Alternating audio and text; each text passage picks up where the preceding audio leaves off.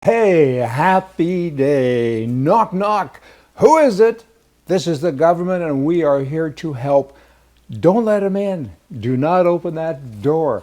I mean, a little bit of government we need, but we have far too much government in this country, and it's time to go. So, hey, don't answer the door.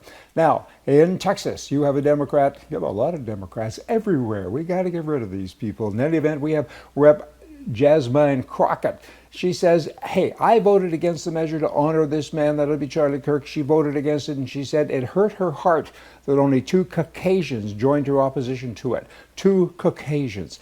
I'm white. I've always been white. She calls me a Caucasian. Okay, the only people that voted were no people of color, she goes on to say, because Charlie Kirk specifically targeted people of color. That's just not accurate information. That's just not. All 215 Republicans and 95 Democrats voted for the measure. That's kind of nice. She goes on to say that only black people, people of color, voted against it. Why is that? I mean, let's talk about Caucasian. I dislike that when I'm called Caucasian, particularly when they use two words. You're a white Caucasian. You're Caucasian white. I mean, come on already. Caucasian, look the word up. It's a race. It was used years ago. The populations from Europe, Western Asia, Central Asia, South Asia, North Africa, and the Horn of Africa. Okay, the term meant that there was three major races of humans. There is Cassahoid, I can't pronounce things, Mongoloid, and Negroid. And Caucasian, you know what, it was not exclusively white. White were part of it, but a small part of it, because 16% of the world is white. I think maybe even less than that. Not many of us Caucasian white people left. Hey, but you know what?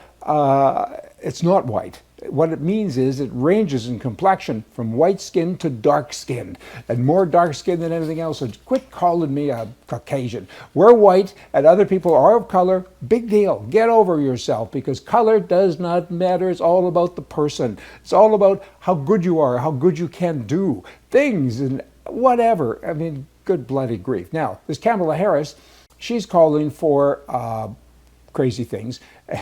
You know, she's saying, Donald Trump, you want to ban people? You can't ban people because they say things you don't agree with. How dare you? How dare you do that? However, back in 2019, she wrote this, because Trump was very active, if you recall, back then on Twitter, and she said this: Donald Trump's Twitter account must be suspended. September 30th, 2019.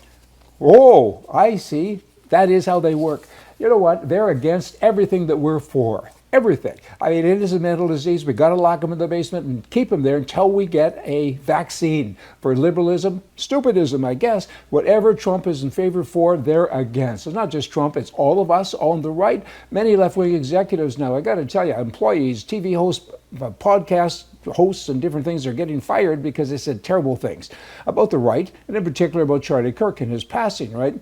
And President Trump is looking for ways to silence them. My view is a little bit different than that. Let them continue. Many on the left, you know, we finally get to see what they're really made up of. Not all Democrats are crazy, I get it, but some days I do wonder, okay? The bad ones have always been bad, but finally they have a channel. That's a YouTube. Anybody can be a star, and they have that channel, and they're expressing themselves all of the time, and just let them. Let them do it so everyone, people on the left as well, can look and see how mean they really are. Don't take them off the air. Leave them there so everyone can see, and switch the channel, because these are evil people. Write that down. Hey, that's the plan. That's my plan, at least. Now you have this left-wing streamer, and there's so many others like him, but I'll single him out. Steve Bonnell, a.k.a. Destiny. He called for conservatives to be killed more often, so conservatives will be afraid to attend events or speak out. Okay, let's not have any freedom of speech. Only the left is allowed to speak. You right-wing guys, hide. You hide in the basement. That's what they're saying effectively. Good grief. Really? That is what's going on. I got to tell you, there is a list. Apparently there's a list, a targeted hit list for conservatives that's running all over the place on social media. I mean, names frequently mentioned include President Donald Trump, of course, podcast holder or host Joe Rogan, and so many others, of course, including Mr. Musk. What is happening? And they're proud of this, these left-wing wackos. Left-wing culture. The culture creates anger, violence. That's what happens. Assassination culture now is spreading. It really is spreading. That's taking somebody's life. How cold can people be? 48% of liberals say that it would be at least somewhat justified to murder Elon Musk. 55% say exactly the same thing about President Trump. Charlie Kirk, he had at least one death threat a day. Hey, I was told years ago, if you're a true conservative and you don't get a death threat, you haven't arrived. Charlie Kirk's celebration of life, I watched it. It was something else. I liked it. Politics and religion, who said they can't be mixed? They have mixed them, and they've kind of done it pretty cool. It was a very moving speech from Mrs. Kirk, very moving, and she forgave the killer. You know what? I'm kind of spiritual, and I'm not really that bad of a guy, but I got a dark side, because I hope that doesn't influence the talk about, the death penalty is on the table, because she forgave him. You know what? I won't forget, and I don't forgive. That's kind of my general rule. But anyway, that was kind of cool of her to say it, I guess.